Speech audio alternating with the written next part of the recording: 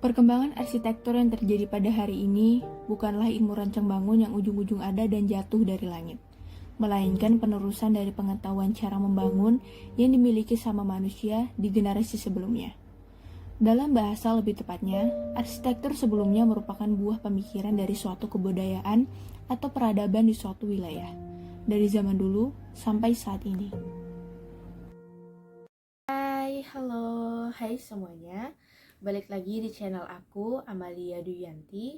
Buat teman-teman yang mungkin masih belum kenal aku siapa, perkenalkan, nama aku adalah Amalia Duyanti, biasa dipanggil Lia dengan NIM 2109096015. Aku adalah mahasiswi Universitas Mula Warman Kalimantan Timur. Aku jurusan teknik di Prodi Arsitektur. Di video kali ini aku akan membahas tentang arsitektur rumah tinggal, yang dimana pada rumah tinggal ini terdapat aktivitas-aktivitas yang dimana itu memiliki dampak terhadap entah itu dari individu maupun orang-orang di sekitar. Untuk objeknya sendiri saya menggunakan rumah saya. Kalau ditanya kenapa sih pakai rumahnya sendiri, mungkin karena di rumah saya sendiri mungkin saya akan lebih jelas dan lebih mengerti tentang permasalahan apa saja yang kemudian dalam permasalahan ini tuh timbul sebuah perilaku-perilaku baru yang sebelumnya tuh tidak ada. Oleh karena itu, ayo kita bahas sekarang. Baik, sebelum kita memasuki pokok pembahasan kali ini, aku akan menjelasin sedikit tentang rumahku. Untuk rumahku sendiri itu ada di tipe 36, yang dimana pada area belakang itu terdapat satu kamar dan satu kamar mandi.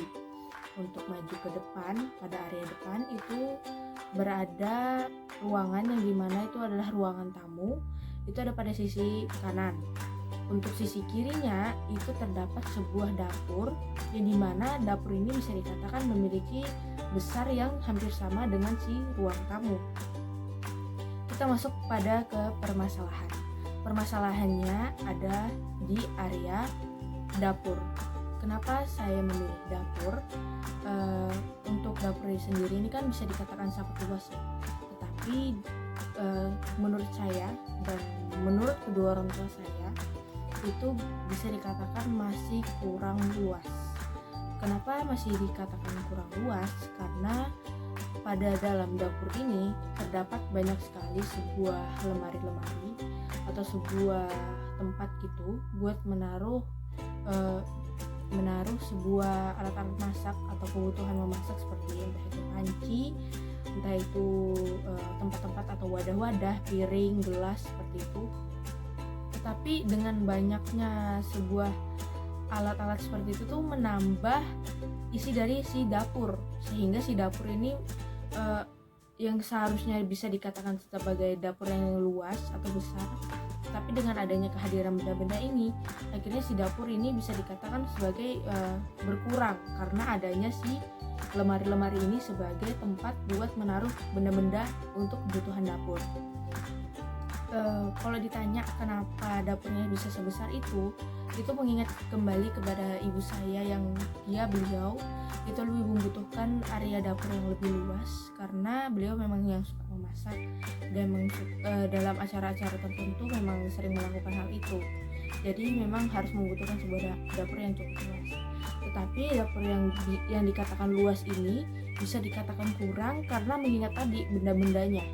Nah, karena adanya benda-benda tadi ini, akhirnya kita sebagai pemilik dari rumah atau pengguna rumah yang sering ke dapur, sering merasakan kegiatan aktivitas baru yang ada di dapur ini. Misal saya contoh, di dalam dapur saya itu kan tadi saya katakan terdapat banyak sekali lemari atau tempat-tempat buat menaruh barang memasak, alat-alat masak. Nah, kalau misalnya benda-benda itu sudah berada di dalam lemari, kadang dari kita itu ada yang lupa dan akhirnya tidak tahu benda itu ada di mana.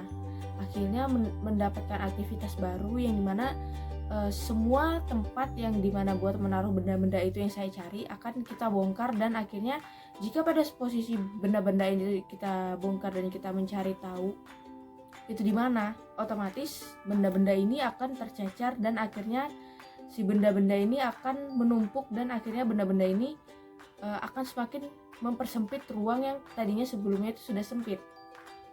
Dan jika sudah seperti ini, sebagian dari kita akan merasa kesulitan, resah seperti itu, yang dimana akhirnya pada kegiatan ini akan bisa dikatakan sangat meresahkan gitu.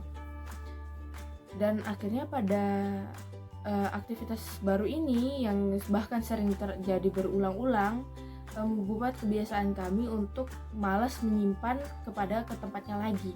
Akhirnya menempatnya dengan sembarangan, sehingga dengan menempatkan benda-benda ini dengan secara sembarangan dan tidak tertata seperti sebelumnya akan membuat si benda-benda ini tertumpuk, dan akhirnya benda ini semakin mempersempit dari ruangan itu.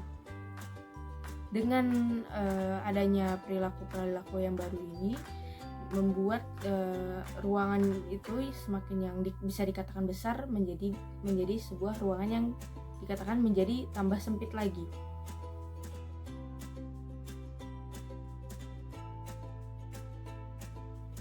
Baik, dengan timbulnya masalah-masalah tadi yang sudah kita bahas, saya akan membuat beberapa mungkin solusi dari dampak dari aktivitas baru itu yang bisa dikatakan sangat tidak baik.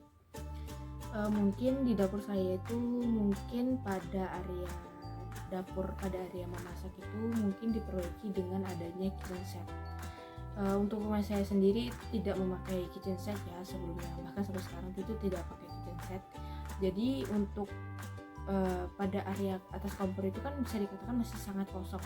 Yang ada itu cuma kipas penghisap udara yang memasak itu, tetapi yang pada bagian atas kompor itu kosong, yang dimana kalau misalnya saya amati dan saya lihat secara langsung, mungkin jika dipasangkan dengan memasang kitchen set, pada kitchen set itu kan biasa pada area atas kompor itu terdapat sebuah lemari kabinet gitu buat menyimpan barang. Mungkin barang-barang yang sebelumnya berada di lemari itu bisa dipindahkan ke atas itu, dan dengan berkurangnya selemari ini, mungkin pada area ini akan menjadi area yang kosong dan akhirnya akan lebih memudahkan kita. Terus kemudian pada kabinet-kabinet ini juga mungkin buat memudahkan kita dalam mencari barang-barang yang sebelumnya kita cari, itu mungkin pada kabinetnya itu sudah tertulis sebuah atau beberapa kebutuhan atau penanda kebutuhan apa saja sih yang ada di dalam lemari itu.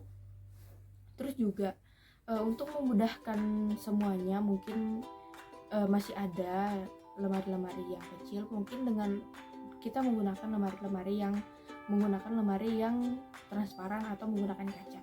Dengan kaca ini bisa memudahkan kita yang mungkin sedang mencari-cari barang itu dengan cara langsung melihat ke arah lemari dan tinggal memilih mungkin apa sedang yang dicari. Seperti itu sih untuk solusinya. Ya, kita masuk ke sesi akhir, yaitu pada sesi kesimpulan, yang dimana saya bisa simpulkan bahwa ruangan yang sebelumnya bisa dikatakan luas itu jika pada ruangan itu diisi oleh beberapa benda atau sebuah kebutuhan lainnya, yang dimana kebutuhan lainnya ini mengambil peran lainnya di dalam ruangan itu, akhirnya ruangan itu akan semakin mengecil, dan akhirnya yang kebiasaan kita yang akhirnya ruangan itu besar menjadi kecil, akhirnya timbul kebiasaan baru yang akhirnya akan membuat kebiasaan itu tuh terbawa terus hingga ke seterusnya. Terus juga pada kesimpulan kali ini saya akan menyimpulkan bahwa penataan ruang dan penataan barang-barang yang ada pada rumah tinggal itu sangat diperlukan, apalagi pada dapur, karena itu akan digunakan buat aktivitas kita sehari-hari. Jadi untuk penataan ruang itu sangat penting, dan diharapkan dengan penataan ruang yang sangat baik itu tidak timbul perilaku-perilaku yang tidak seharusnya atau di luar konteks atau yang tidak diprediksi sebelumnya. Baik, itu saja yang bisa aku jelaskan di video kali ini. Kurang lebihnya mohon dimaafkan. Wassalamualaikum warahmatullahi wabarakatuh. Dadah.